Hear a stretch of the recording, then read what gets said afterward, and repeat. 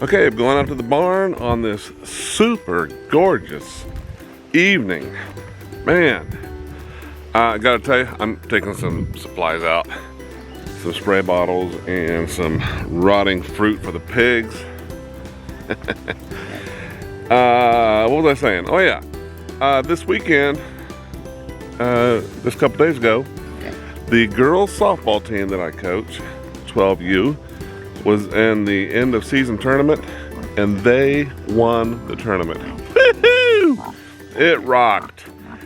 That was exciting. So here, let me feed the pigs this fruit real quick. Hold on.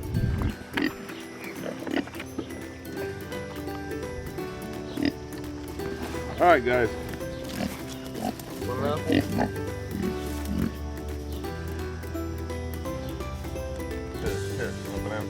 Here. Check out your feet there, boy.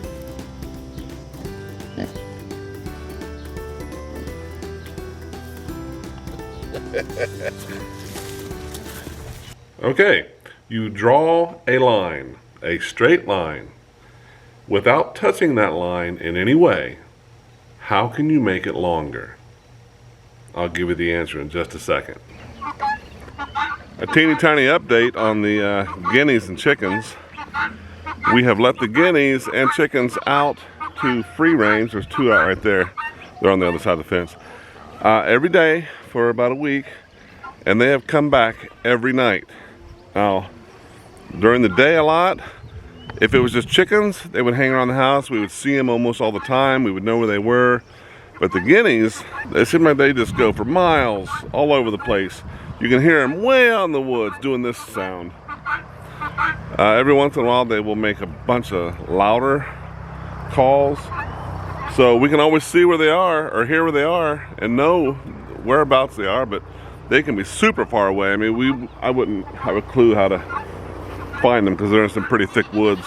But the point is raising them as chicks and keets together and then letting one keet out at a time for a couple hours and then put it back into the run. I did that for about a week beforehand, and it seems to be working. They hang together all the time. They come back every night. So far so good. I'm pretty pleased. What's up, Piggly Wigglies? These crazy piggies. Huh? What's up? When the vet was out here a couple weeks ago, she noticed that the flies had been bothering my gilts ears. And a fly will cause a bite, and then it draws a little blood, and other flies will come, and it just gets bigger and bigger, and there's just a bloody raw spot where the flies all congregate. So she said to put this screwworm aerosol on their ears. The problem is this scares them. And I've been trying to be pretty diligent about it, but man, they just get up and run whenever I spray this on them. So I'm not sure how to apply it without them getting overly excited. And it's just really clover that has it bad. Lavender isn't too bad, so I've been spraying her a couple times, but not consistently because she doesn't need it. So I try to get in there and get one good spray in on one ear, and then by that time she's gone because she doesn't like it. So let's see if I can do this.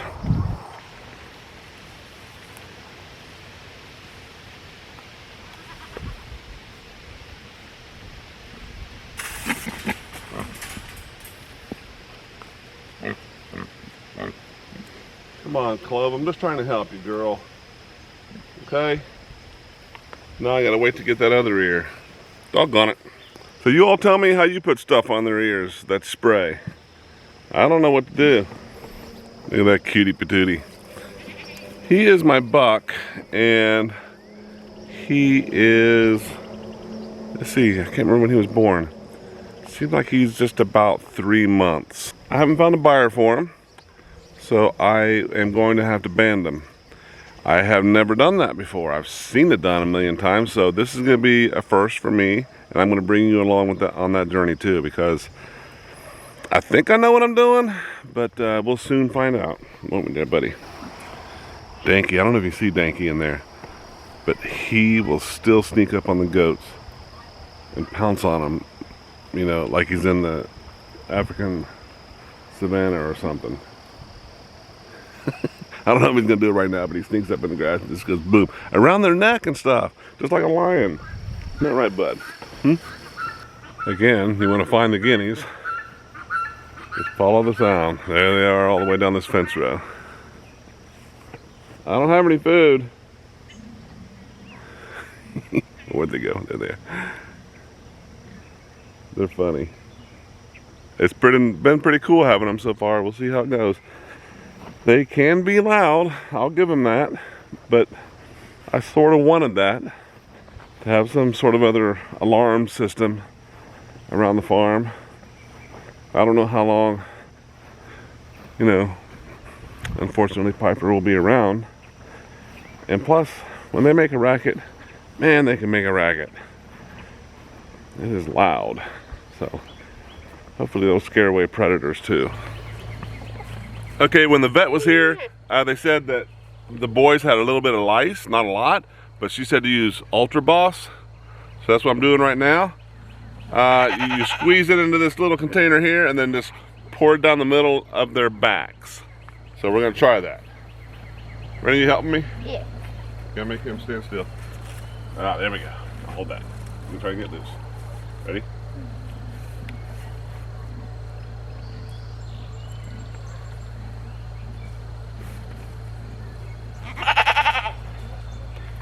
Okay.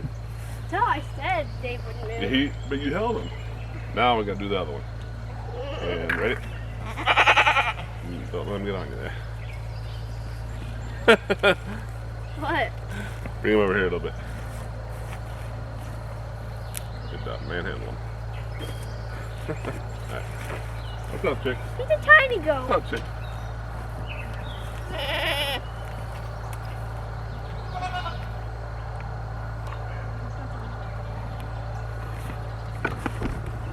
Okay. Thank you. Hobo. Last night was the first night that the guineas decided to not come back to the coop at night to roost. They found various places around the pasture to roost. They were on the stall fences. I saw a couple of them. The chickens all came back and you know, roosted in their coop. So I closed the run up so no predators could get in there while the chickens were roosting. You know, this is the first time I've had guineas, so I've been told they can fend for themselves, they can fly, they can go up into trees to roost, so I wasn't too concerned. But this morning we were looking out the windows and it looked like there were a couple of piles of feathers out in the yard. So I'm a little concerned. I'm going over to them now to see what I find. I hope nothing bad, although I do see a lot of guinea feathers. So we are right now by the pool, and I do see evidence of some kind of trauma with guinea feathers all over the place. So something happened. I have heard some guineas this... Uh-oh. Uh-oh. There's something right here. It's a guinea. Doggone it. It's still alive, but it's chewed up. Hey, buddy. Are you okay? Oh, man. Okay, I gotta take care of this little guy. Take my bit. He's right here.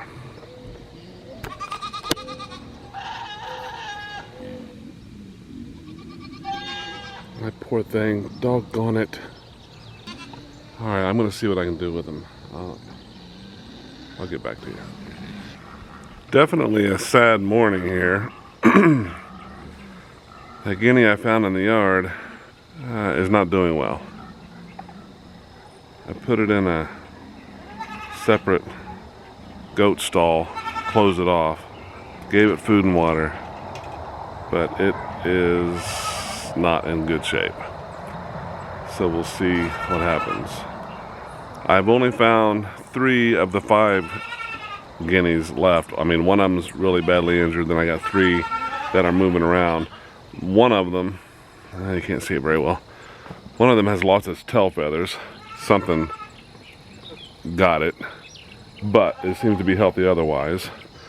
The other 2 seem to be doing fine, and I have 1 completely missing. So I mean, that happens on a farm. You have to expect it, I guess, but it's always sad when it does happen. The guineas, I was just starting to really like them too. See, the tail feathers, I don't know if you can see it from here, but there just a couple are left. Something grabbed it by its behind. I don't know what would do that kind of thing. The one that's really injured, it is missing a lot of feathers. I don't know why something would maim an animal and then not eat it or take it away. It just left it there, or it escaped, but it can barely walk as it is. So whatever was attacking it could have easily, you know, taken it and eaten it or do whatever it wanted to it. So before I had guineas, it was just chickens in the run here. And I had devised a door right there, a gate as it were, so the chickens could come in and out at will, and then they would only be able to get into the goat pen. It worked for its purpose.